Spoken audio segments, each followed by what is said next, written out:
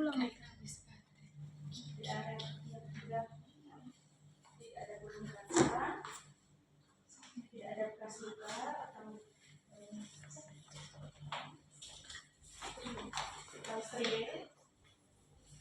sterilinya di payudara.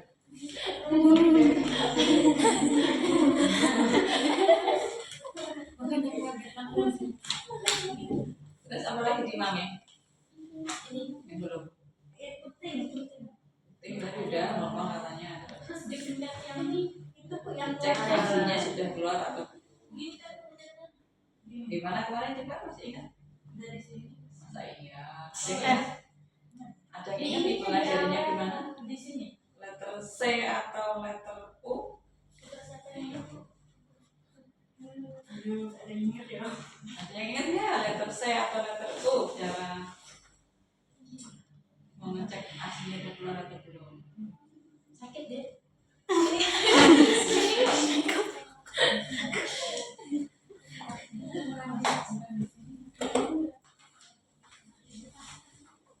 Ngeceknya di sekitar areola, jangan dipencet putingnya. Iya, di sini ya, Bu. Bisa letter C atau letter U. Aku masih ingat ajarin kelompokmu. C atau U. Terus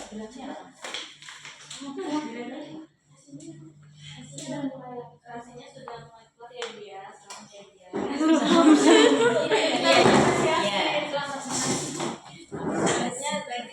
ya, Bu ya.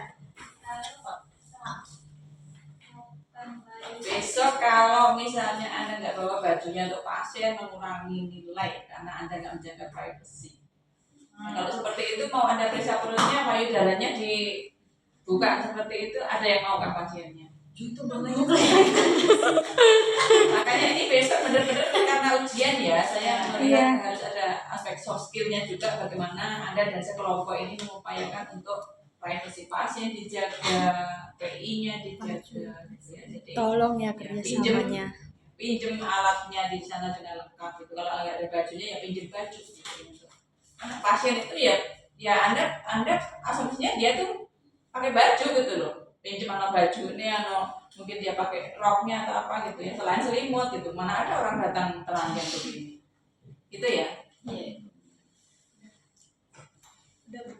Terus pasiennya Maaf Ibu, saya kan mulai bisa laptop ya, dia mungkin agak kurang nyaman, tapi saya akan usahakan lebih baik. tadi di awal sudah diminta pakai kecil belum ya? Belum. Ya, poin-poin. Kumpulin dulu.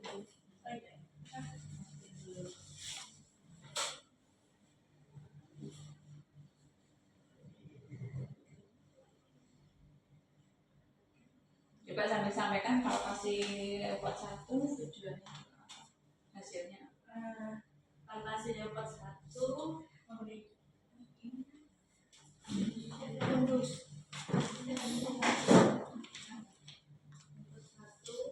Bisa ada tundus untuk mengetahui apa bagian Tubuh janin yang ada di tundus.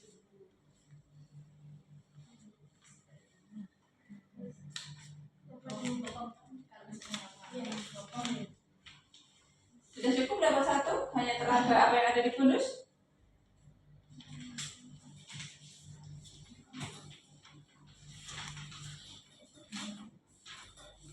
Masih ingat yang lainnya?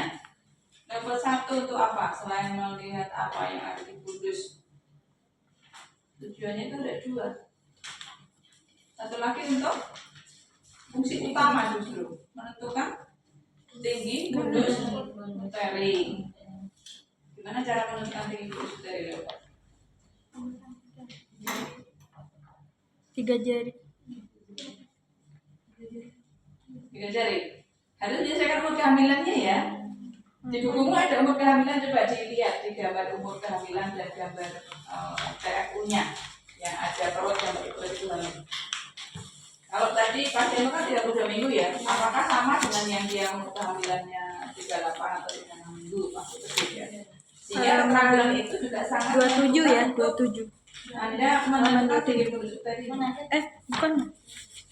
Kalau pasien itu 32 minggu kehamilan, tinggi pundus uterinya normalnya seberapa? Ya, ada gambar perutnya itu. Perut, ada gambar senti-sentinya itu loh. Saya belum pernah melihat.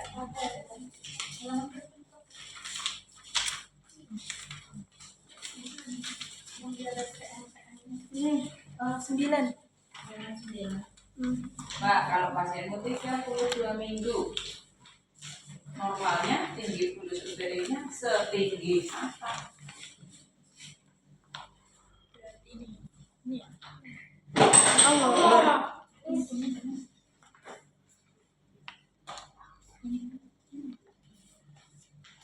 Berapa?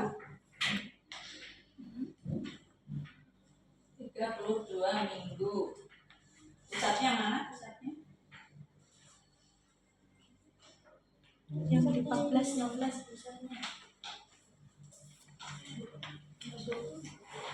Kalau kurang jelas nanti cari gambar di internet ya.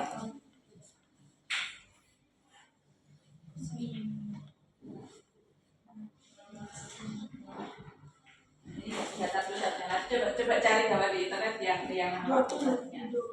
Ya, jadi pusat itu sekitar 24 minggu ya, sekitar 20-24 minggu lah. Jadi kalau di 32 minggu itu tentunya kan tidak setinggi ketika 40 minggu, tidak setinggi ketika 36 minggu. Ingat di situ ketika Anda pasienmu adalah 36 minggu justru dia paling tingginya.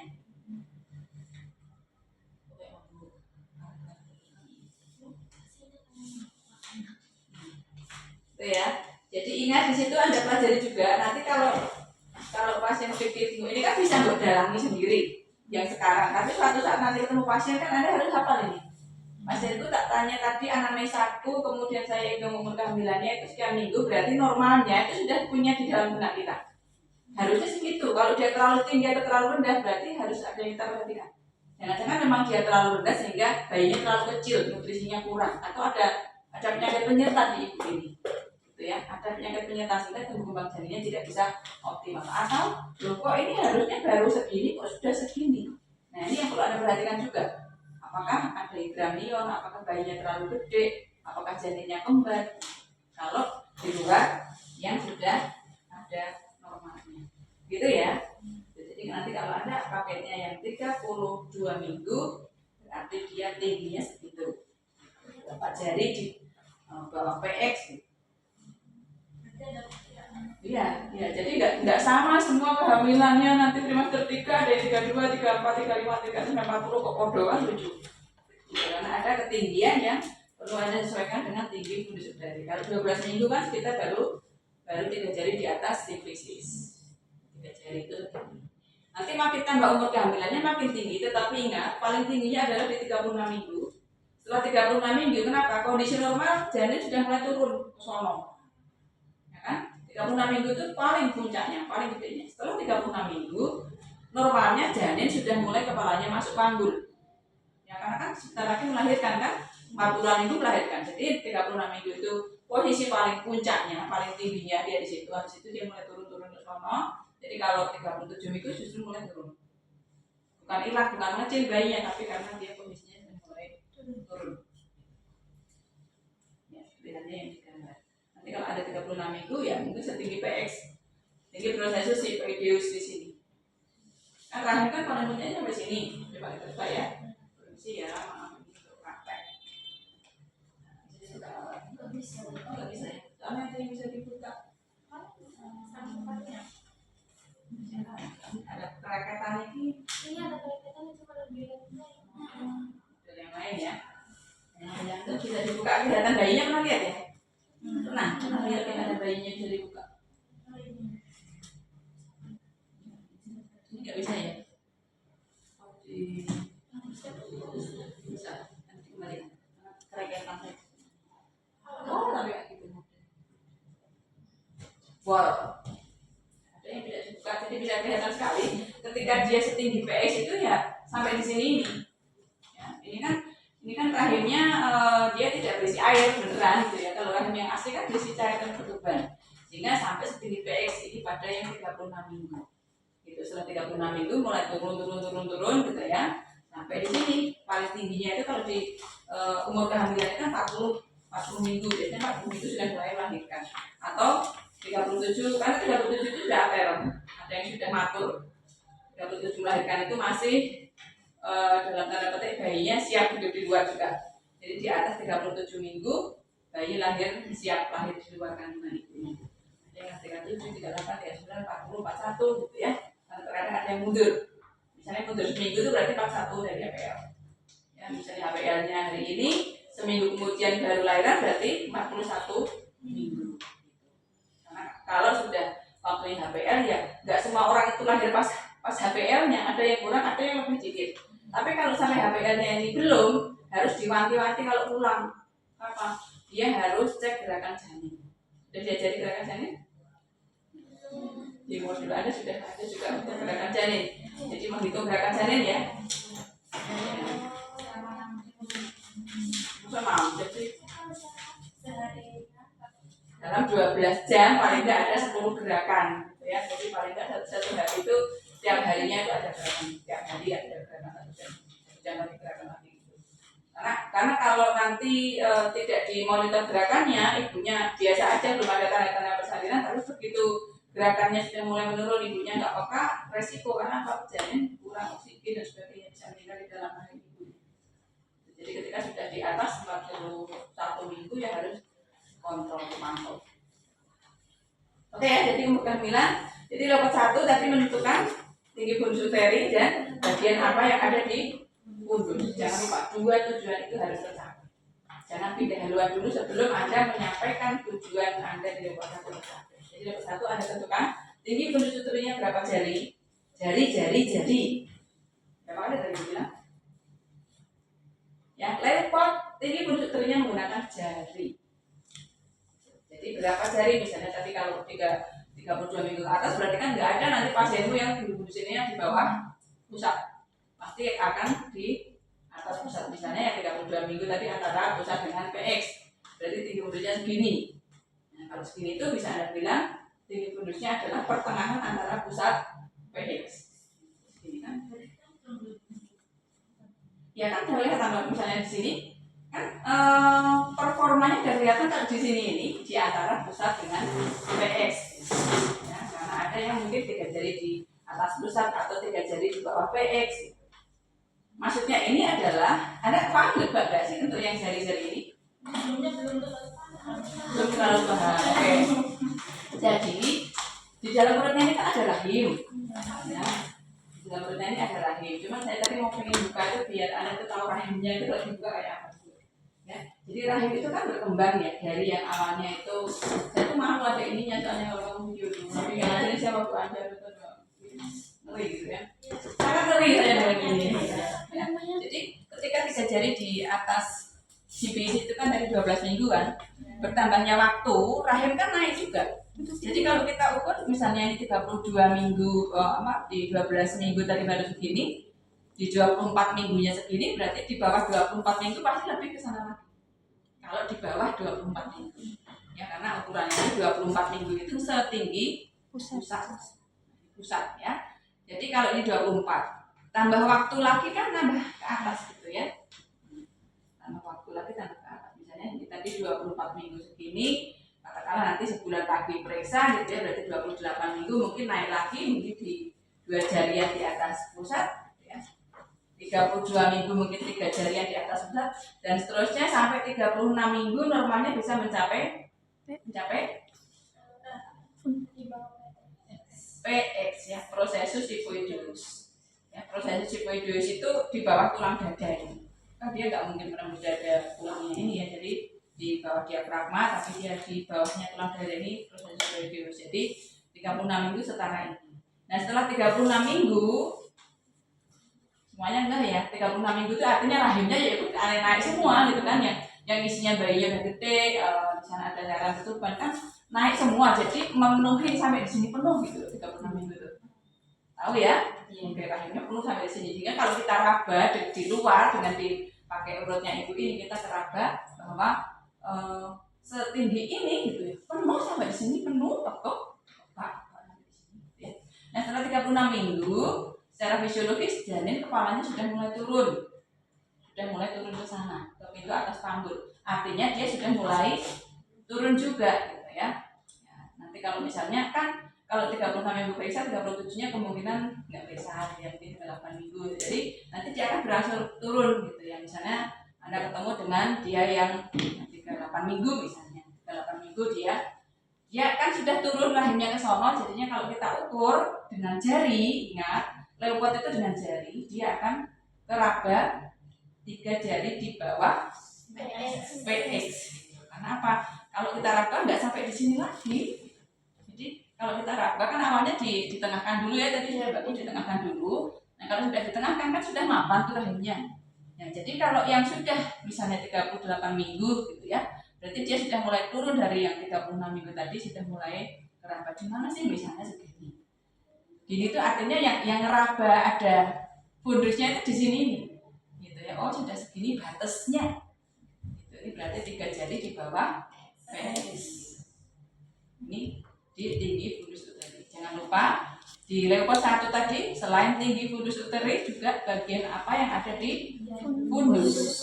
Bagian ada yang di fundus tuh ngerabanya ya pakai 2 jari, jangan cuma gini atau gini gitu ya. Harus pakai dua jari tangan kanan dan tangan kiri ini meraba.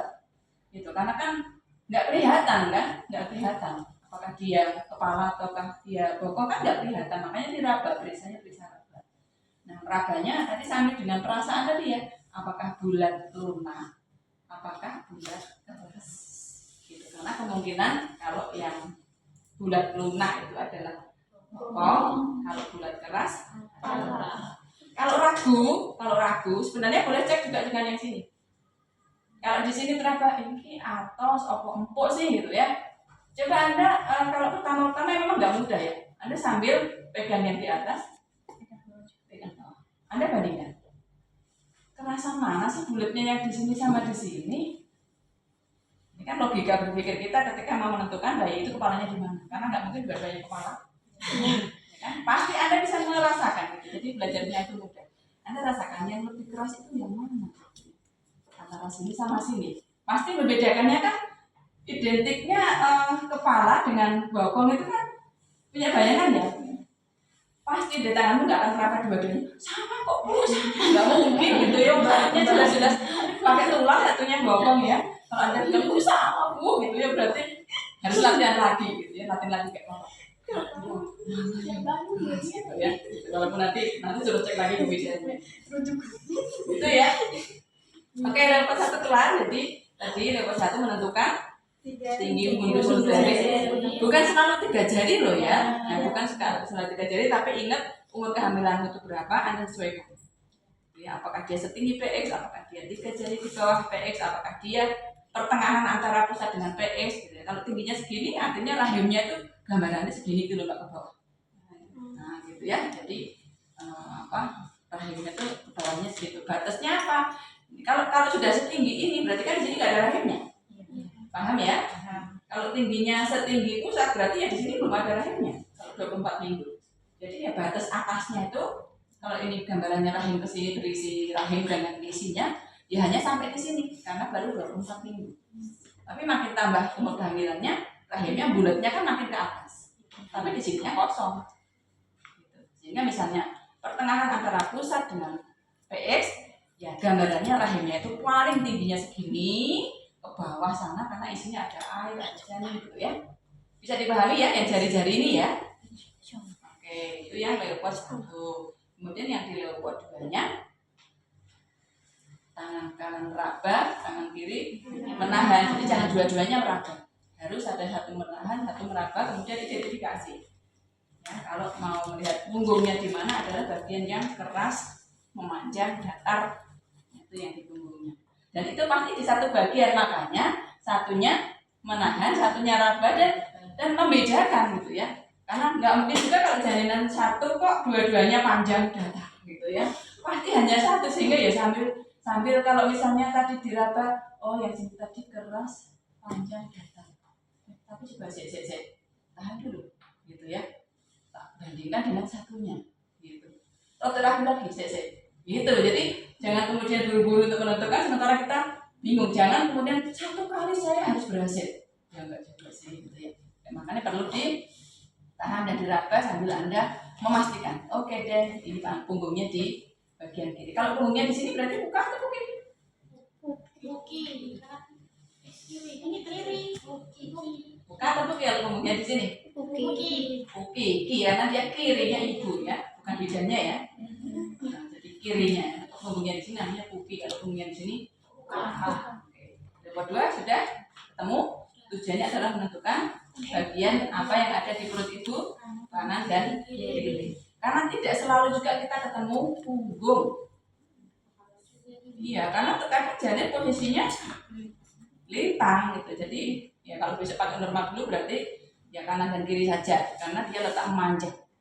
Ya kalau yang normal kan letaknya memanjang begini, janinnya entah kepalanya di sini, entah kepalanya di sini. Itu artinya kalau begini posisinya adalah letak memanjang. Kalau begini letak melintang. Leopard 2 sudah, kemudian di leopard ketiga untuk menentukan sudah masuk Belum. itu Bawah. bagian terendah janin atau presentasi. Jadi leopard 3 itu tujuannya untuk menentukan bagian terendah dari janin atau presentasi. Tangannya tetap dua-duanya, jadi nggak boleh ketika pasien leopard itu tangannya hanya satu. Pasien leopard selalu tangannya harus 2 di atas perut ibu. Karena apa? Dia perlu membantu memfiksasi. Belum lagi kalau ibunya yang sudah perutnya longgar, hamil kesekian, otot-ototnya sudah mulai lentur gitu ya. Jadi tetap tangan kirinya itu membantu memfiksasi, megangi ya fiksasi itu, kemudian kita menentukan bagian terendahnya. Ya kalau tadi kita meraba di sini bulat lunak ya, di sininya tentunya yang bulat keras. Kalau bulat keras artinya di sini presentasi kepala. Ya, sambil Anda melihat presentasinya, meraba presentasinya apa, sedikit kita tekan sambil coba digoyangkan. Apakah masih bisa bergerak apa enggak? Kalau masih bisa bergerak berarti sudah masuk panggul atau belum? Belum. Ya, kalau masih bisa bergerak, bergeraknya gimana? Ya, ada lentingan tadi. Ya, kalau ini bisa dibuka, saya bisa menunjukkan juga. Gitu. Jadi ada yang transparan gitu loh. Ya, jadi kalau kita melihat bisa bergerak itu artinya ketika kita sentuhkan antara jempol ini dengan jari-jari di sini kepalanya disentuh, jempolnya di sana, ya ditekan ke sana, kan pasti akan geser ke sana. Teraba gitu ya, teraba oh masih bergerak nih, gitu bisa buat mainan gitu ya, ding ding ding ding ding gitu ya. Tapi kalau kepalanya sudah masuk ke panggul, nggak akan bisa bergerak lagi. Gitu. Jadi di palpasi leopard ketiga ini sebenarnya sekaligus bisa tahu kalau kepalanya sudah masuk panggul atau gitu, sebenarnya gitu ya, walaupun tujuan utamanya adalah hanya untuk mengetahui presentasi. Baru nanti di leopard 4 posisinya tadi jangan lupa ya, awal sebelum masuk ke leopard 1 kakinya dikut gitu ya, biar posisinya rileks gitu ya. Nah kalau sudah di leopard 3 masuk leopard 4, posisi kita mengarah ke kakinya pasien, baru menentukan seberapa jauh bagian terendahnya masuk ke PAP. Ya, seberapa jauh. Kalau tadi masih melenting, belum masuk panggul, berarti posisi tangannya. Kalau belum masuk, dia tangannya tadi masih bisa meraba. Gimana? Nyatu apa enggak? Kalau kepalanya masih bisa digoyangkan? Nyatu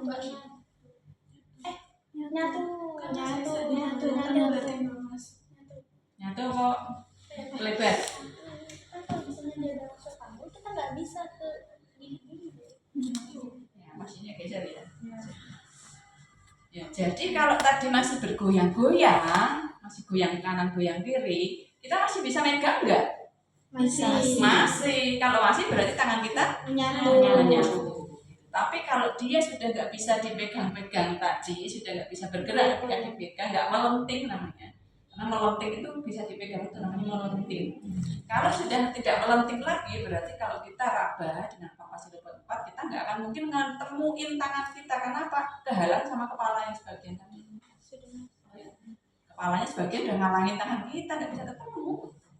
Artinya ini sudah sebagian masuk ke pintu atas kanan. Kalau begini namanya posisi tangannya divergen apa konvergen?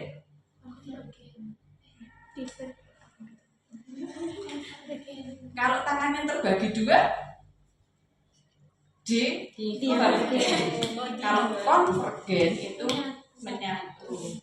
Di itu dua kan, tanaman yang isinya dikotil kan terbagi dua. Dan tanganmu kalau divergen, tanganmu juga mengarah ke dua tempat, jadi nggak menyatu lagi. Gitu. Oke, gampang? Ya, baru untuk menentukan tinggi fundus uteri yang dengan Madeline, Anda kombinasikan. Ya, boleh di awal tadi, boleh akhir. Intinya palpasi luput harus dengan tinggi fundus uterinya harus tertulis berapa jarinya. Kalau mau Anda kombinasi dengan menggunakan Madeline, boleh-boleh saja karena tujuannya untuk mengetahui tafsiran berat janin. Nolnya di mana? Nol di sini. Nolnya di tepi atas hipofisis. Kalau tadi kita misalnya, pertengahan antara pusat dengan PS, segini kan? Nah, segini berarti ini di atas hipofisis nolnya, kemudian sudah kita raba, kalau dia segini pertengahan berarti tinggi fundusnya misalnya ini ya 32 cm. Begitu. Nah, tergantung nanti kalau mau mendengarkan denyut jantungnya, punggungnya di kanan atau di kiri. Karena yang dicari untuk mendengarkan denyut jantung adalah di punggungnya. Punggungnya kanan atau kiri. Nah, hal yang perlu Anda ketahui juga, ketika punggung kanan atau punggung kiri melihat ke posisinya sudah masuk panggul atau belum, itu penting karena apa? Jangan sampai nanti sudah masuk panggul, artinya sudah turun, mencari denyut jantungnya juga menyesuaikan. Jangan terlalu di atas karena punggungnya juga ikutan turun kan. Punggungnya di sini atau di sini kan juga makin ke sana. Jadi lebih rendah dari pusat. Entah di kanan atau di kiri. Jangan di sininya, kalau jelas-jelas sudah masuk panggul kok nyari di sini ya susah ketemunya. Ya, analognya kalau sudah semakin turun dia lebih rendah dari pusat. Kalau dia belum masuk panggul berarti dia asumsinya lebih tinggi dari pusat. Entah kanan entah kiri. Gitu. Cari punktum maksimum. Punktum maksimum itu denyut jantung yang paling keras. Gitu. Kalau di sini masih keresak-keresak dia pindah. Sama-sama belum masuk panggul mungkin geser atas dikit atau kanan sedikit atau kiri dikit. Tapi kita sudah punya mindset bahwasanya ini sudah masuk panggul. Oh berarti kalau sudah ya rotot turun dikit dari pusat kanan atau kiri. Punggungnya kanan atau kiri, cari punggungnya. Kalau di sini jeduk-jeduknya belum jelas ya gesernya paling ya sedikit di sini, sekitaran sini. Jangan sampai gesernya pindah punggung. Ya, gesernya jangan pindah punggung. Kalau gesernya pindah punggung berarti kita tadi menentukan punggungnya nggak benar gitu ya. Beneran tadi tuh tak apa seolah tuh kerasnya di sini, tapi kalau dicari di sini nggak ketemunya di sini. Kita cek lagi, jangan-jangan palpasi kita tadi yang salah. Gitu ya. Oke, itu di palpasi leukoidnya sampai denyut jantung dan mengukur tinggi fundus yang dengan Madeline yang dia dikombinasi karena Madeline itu adalah teorinya dari McDonald yang kita gunakan untuk menentukan tafsiran berat janin. Karena ini penting, sudah di semester ketiga kita harus tahu tafsiran berat janinnya karena sambil tadi identifikasi apakah bayinya terlalu gede, terlalu kecil atau normal, kan perlu diedukasi juga ke keluarga. Kalau hasilnya terlalu besar, berarti kan siap rujukan barangkali gitu karena ternyata DN juga barangkali gitu ya, atau yang terlalu kecil juga hati-hati kalau dia resiko BPLR ya jangan ditolong di tempat Anda bidan praktek mandiri. Kalau BPLR itu lahir resiko dia premaspeksi gitu ya. Prematur kan terkait umur kehamilan. Kalau dia sekarang udah umur kehamilan 38 minggu nggak prematur lagi, tapi bisa aja dia berat badan lahir rendah. Nah, berat badan lahir rendah itu kan artinya berat normalnya bayi nggak tercapai. Bayi yang lahir nggak normal beratnya itu resiko sesak nafas, resiko aspirasi, resiko macam-macamnya. Jadi jangan coba-coba ditolong di rumah sendiri. Gitu. Karena apa? Punya faktor resiko yang diantaranya ketika kita periksa fisik kita tahu ada faktor resiko. Beratnya tingginya kurang dari 0. Gitu. Inilah pentingnya kita mengidentifikasi sehingga kalau ada hal yang berlebih atau kurang ya konsultasikan. Jangan pokoknya dengan saya Bu jelas-jelas bukan sudah di rambu-rambu kita sendiri yang memeriksa kok kita sendiri yang melanggar. Oke, silahkan lanjut setelah perut apa enggak?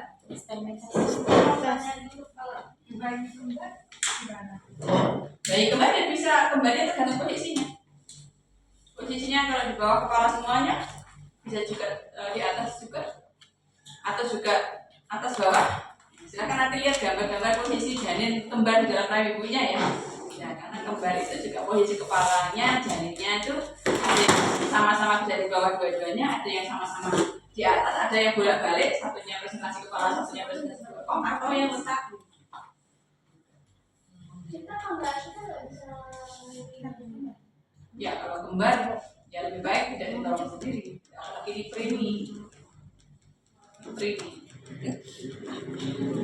Ya, silakan.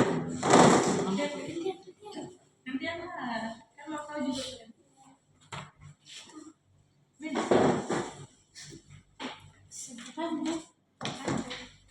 Ekstremitas. Lanjut. Ekstremitasnya. Ekstremitas dulu. Atas dulu. Tadi Oh iya. ibu leopardnya. Kan bisa leopardnya sudah selesai.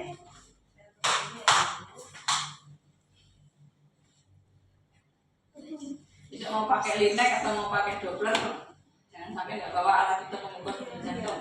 Oh sudah deh.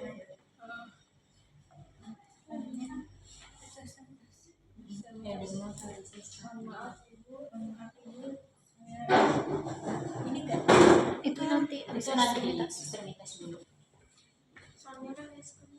Maaf ibu, anaknya izin itu kok ibu.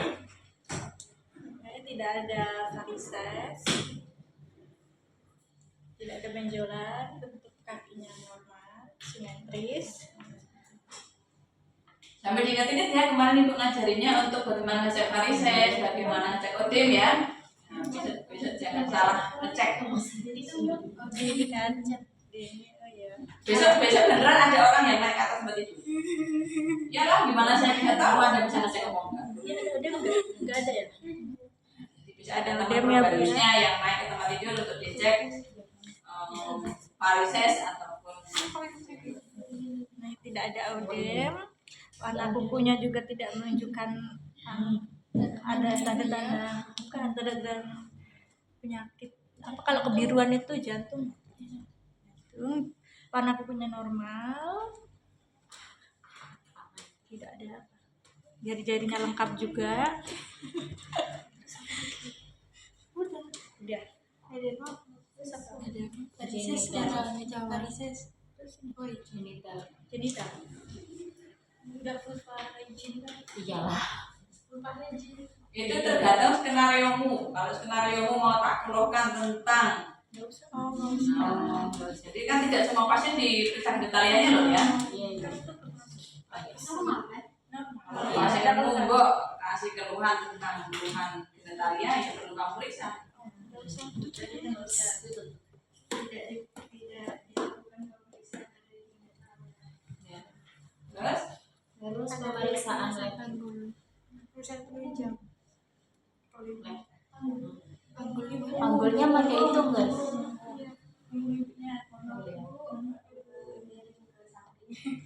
Ibu tidak ada peradangan ya, dan bentuk tulangnya juga tidak ada proses hidrosis dan skoliosis. Kalau lanjut dia iya, normal ya artinya.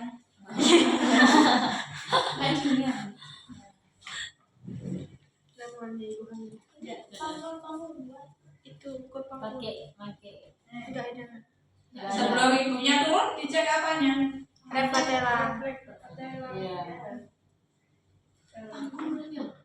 Iya nanti. Kamu reflektor. Refleks hamilnya termasuk benda yang steril enggak? Tidak. Berarti posisinya di luar. juga diukur panggul luarnya ya Pak pakai ke bawah. Besok dicek, jangan sampai ada alat yang tidak dibawa. Enggak ada. Ada.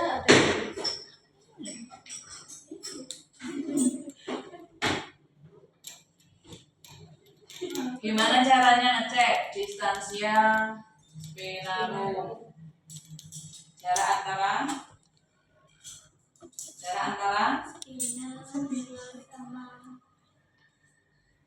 lupa Bu, usianya masih minggu depan hanya Bu. Spina Ini kanan dan kiri. sias itu singkatannya apa? Spina. Anterior superior. Spina superior kanan dan kiri. Nah, kemarin sudah dikasih tahu caranya ngukur loh ya. Berarti Anda perlu kain untuk ibunya. Jadi alatnya kalau nggak lengkap sudah tak masukkan satu ya, karena kelengkapan alat itu antara lengkap dan tidak lengkap. Jadi suruh beli dulu nggak sih biar Itu untuk ngukur apa? Nggak asal loh ya, nggak asal. Ya mengukur sias apakah perlu ngangkat kaki? nggak perlu ngangkat itu patela nggak sih? Patela tuh belum kerja sih deh. Gimana cara megangnya?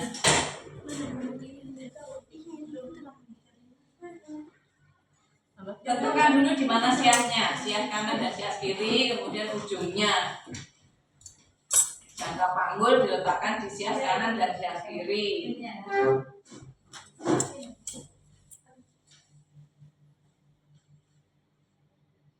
Harus tahu ukuran normalnya dan ukuran pasien itu berapa. Kalau distansia kris taruh, kemana arahnya? Kris taruh. Ya, salah. Dicek di situ.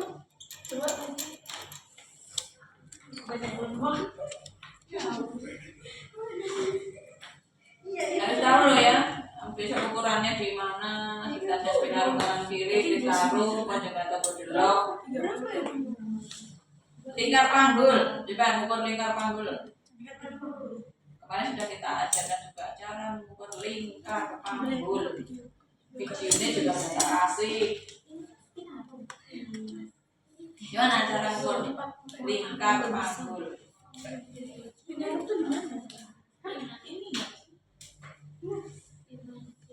Nanti satu orang satu jam. Jangan lupa semua.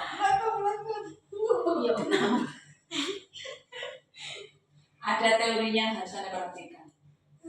Gimana? Ada yang masih ingat cara mengukur lingkar panggulnya? Yang di sini tuh bawah terus Tepi atas sifisis ke pertengahan sias dan trochanter.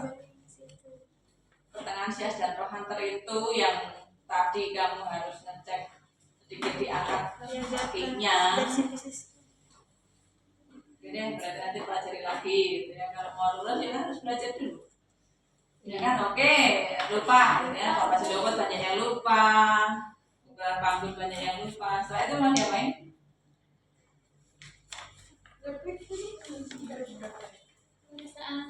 Pemeriksaan lab.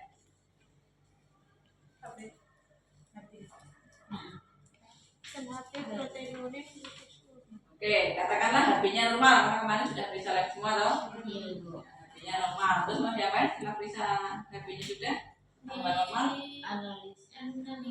bisa. Berarti seperti apa pasien hari ini? Coba Anda sampaikan pasien. Maksudnya saya normal itu doang.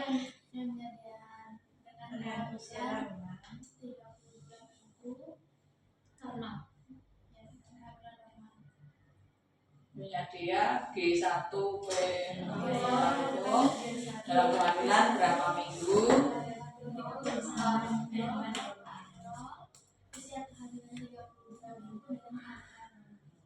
Udah, nggak usah nunjukin data-data lagi setelah bilang normal atau nggak normal gitu ya. Oke, setelah itu dengan medikasi. Ya. Ini jam berapa menit?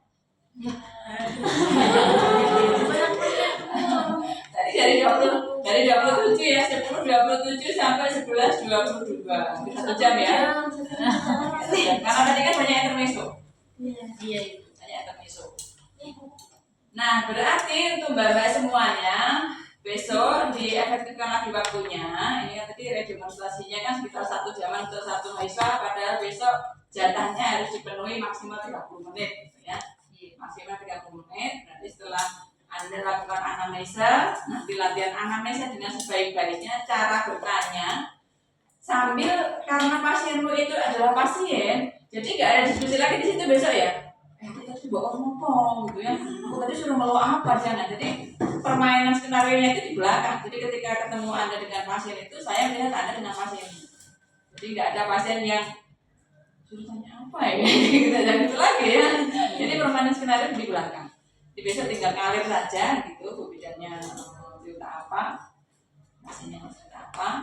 Kemudian intinya harus selalu di atas 32 minggu karena harus ngecek ke umur kehamilan sambil Anda pelajari juga kalau kehamilanmu berapa minggu dari tinggi bonus utirinya itu berapa. Kalau gambarnya tadi kurang jelas silahkan cari gambar pendukung di internet, banyak di sana ya untuk evaluasi bobot dan berapa jenisnya itu. Terus tadi yang perlu dievaluasi lagi adalah kelengkapan alat untuk menjaga privasinya pasien ya. Besok disiapkan bersama, jadi perlu baju, perlu rok atau kainnya selain dari selimut. Nah besok silakan dipasang selimutnya juga harusnya di mana. Sepertinya kelompok ini juga sudah saya ajari cara memasang selimutnya. Itu kemudian mulai dari identifikasi awal, periksa fisik mulai dari head to toe. Tadi sudah kita refresh juga di bagian khususnya di payudara, di perut. Kita lihat jika diperlukan evaluasi yang lain-lain sudah.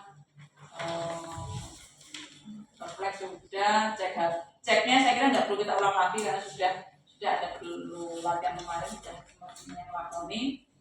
Kemudian simpulannya kalau HB-nya normal, urinnya normal, tinggal ke edukasi. Nah cara edukasinya ini juga besok akan kita lihat bagaimana cara Anda melakukan edukasi sesuai dengan di modul Anda itu.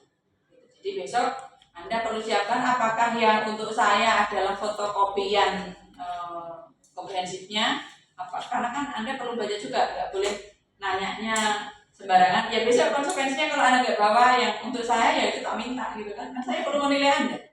Kalau Anda nggak punya fotokopiannya atau saya nggak dikasih fotokopiannya kan Anda harus sendiri gitu. Maksud saya yang suruh kira-kira biji ini biro ya nah kayak gitu. Justru saya harus pegang checklistmu yang saya akan tandai di poin-poin mana yang sudah benar dan poin-poin mana yang belum. Itu kan saya perlu menandai secara objektif teman-teman penyaksinya. Karena apa, besok teman-teman nggak di luar ruangan, tapi semuanya harus di dalam ruangan. Ya, nanti kalau di luar ruangan baru mulai. Ya, besok semuanya di dalam ruangan, silahkan di pinggirnya dan anggap itu pakai kayu. Jadi ada main santai, tapi yang lain-lain ikutan belajar menyaksikan temennya melakukan kegiatan itu sambil salah ya ujian. Jadi kalau saya kok ragu, buka lagi kan masih ada kesempatan lihat checklistnya yang belum maju. Gitu. Jadi semuanya tetap belajar sambil mengevaluasi temannya, sambil kira-kira ragu apa enggak pada bagian yang temanmu kerjakan, Anda buka lagi, itu namanya belajar. Ya, ada yang mau ditanyakan? Insya Allah siap ya, besok mulai ujian 9 orang itu terbagi di, insya Allah 3 waktu cukup, sehingga waktu keempatnya untuk refreshing saja. Jadi siap ya? Iya, kalau saya urut presensi aja udah. Ya udah. Aja. Masa pilih udah jadi PJ udah mau jadi. Siapa yang belum pernah maju pertama? Silakan duduk di kelompok, tapi kalau dari versi saya urut presensi. Jadi orang pertama, nanti maju orang pertama, pasiennya jangan orang kedua. Karena orang kedua kan bersiap untuk maju berikutnya. Jadi kalau pasien yang maju orang pertama, pasiennya misalnya orang ketiga. Yang maju orang kedua, pasiennya orang keempat. Karena kalau orang keduanya kan sambil ngeliatin alatnya berantakan apa enggak itu sudah mulai menyiapkan dulu biar enggak terlalu ribet. Ya? Bisa ya? Presensi di bawah. Nah, benar. Silakan di presensi dari bawah, oke, presensi dari atas, oke, gitu ya. Jangan. Saya udah screen berarti. Presensi dari bawah. Tapi disepakati sehingga nanti pasiennya sudah mau ada setting sesuai dengan maunya Bu Bidan, mau disuruh ya keluhan apa tadi ya atau kehamilannya berapa gitu ya. Jangan-jangan Bu Bidannya ujian sudah nyiapin semua mau 36 minggu, pasiennya bilang berapa 32 minggu. Gimana TMU-nya? Jadi untuk ini kan bocoran ini ya, bocorannya boleh Anda diskusikan umur kehamilannya termasuk edukasinya dan sebagainya. Gitu. Ada pertanyaan lagi? Berarti besok kalau tabel dari atas ke bawah. Pindah dari atas ke bawah gitu ya. Jangan gitu lah. Pindah di atas ke bawah. Besok saya tunggu di waktu berikutnya di Selasa ya besok ya. Selasa kan? Selasa mulai evaluasi yang pertama. Sekali lagi karena ini adalah kelompok, jadi nanti ngecek alatnya adalah ngeceknya kerja kelompok, bukan hanya untuk PJ, semuanya ikut menyiapkan, termasuk juga ini. Karena besok akan saya nilai sama untuk di persiapan alatnya dengan kekompakan kelompok. Gitu. Karena apa? Ketika sudah sampai di sini itu kan hasil kerja orang yang di lab, yang minjem ke sini. Jadi bukan orang tersendiri tadi gitu. Jadi misalnya lengkap pun bukan hanya kontribusi dari orang yang sedang maju uji.